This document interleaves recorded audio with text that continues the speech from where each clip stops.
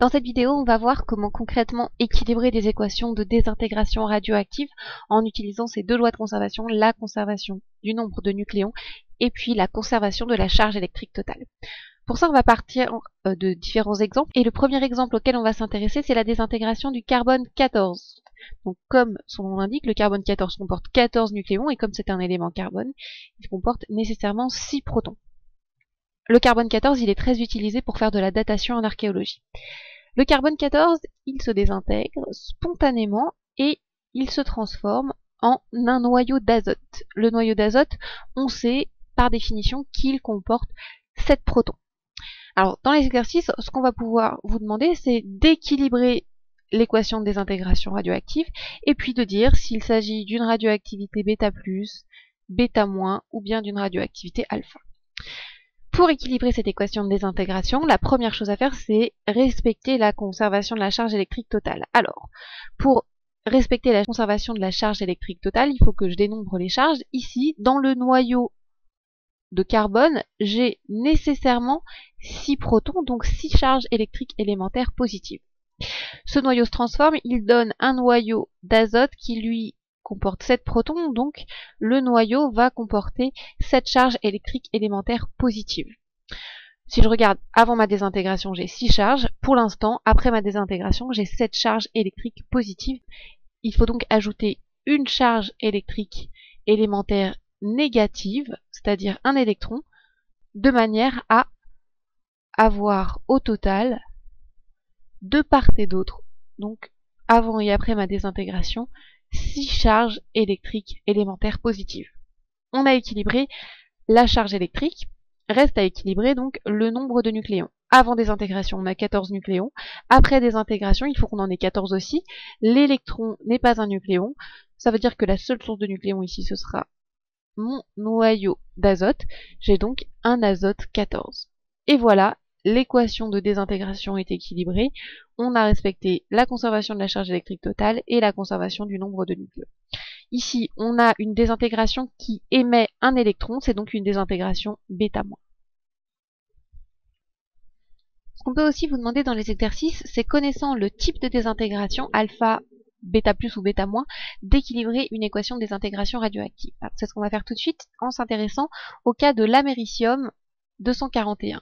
L'américium, c'est un élément chimique qui comporte 95 protons et l'américium 241 comporte 241 nucléons. L'américium, c'est un émetteur alpha, c'est-à-dire que c'est un élément radioactif qui se désintègre en émettant une particule alpha étant l'autre nom d'un noyau d'hélium. Un noyau d'hélium qui comporte 2 protons et 4 nucléons, c'est-à-dire 2 protons et 2 neutrons. L'américium, il est utilisé notamment dans certains détecteurs de fumée qu'on appelle les détecteurs de fumée ionique.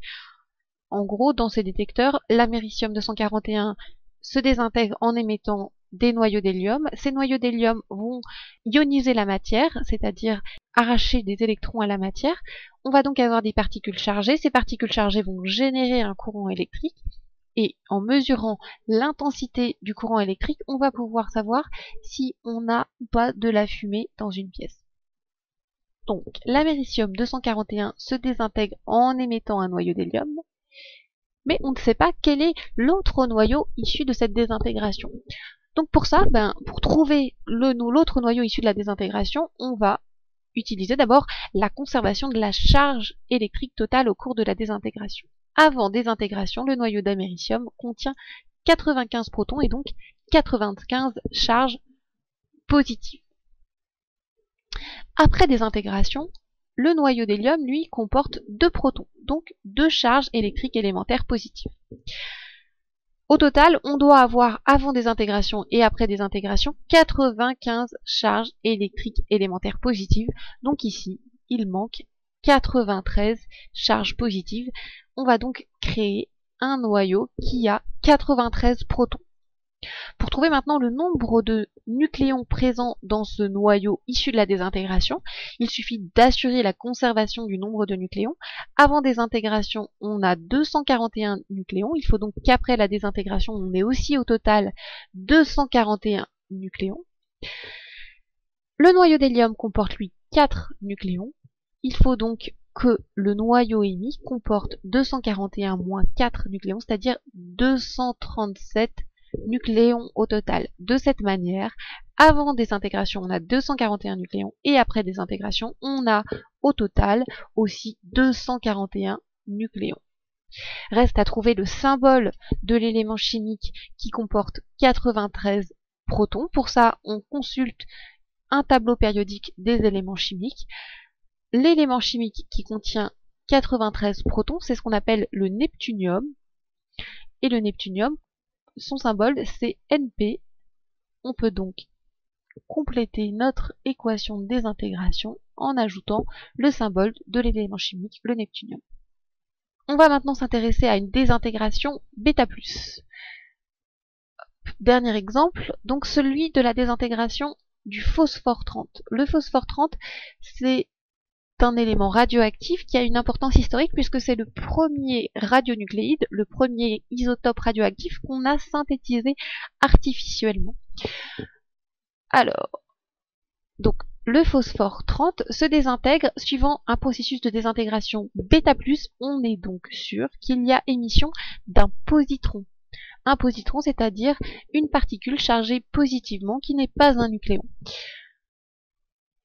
On cherche à trouver ici quel est l'élément chimique qui est issu de la désintégration du phosphore 30. Pour ça, on va d'abord assurer la conservation de la charge électrique totale. On a ici 15 charges électriques positives avant la désintégration. Après désintégration, on a émission d'un positron qui comporte une charge électrique élémentaire positive.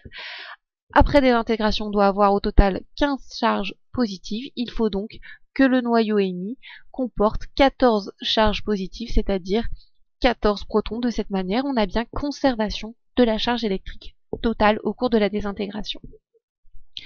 Pour trouver le nombre de nucléons contenus dans le noyau issu de la désintégration du phosphore, on va assurer la conservation du nombre de nucléons. Au total, au départ, on en a 30. Le positron n'est pas un nucléon, donc il faut que le noyau issu de la désintégration contienne au total 30 nucléons. Pour trouver maintenant le symbole de l'élément chimique qui est émis au cours de cette désintégration, on consulte le tableau périodique des éléments. L'élément chimique qui comporte 14 protons, c'est le silicium, et donc on a équilibré notre équation de désintégration du phosphore 30.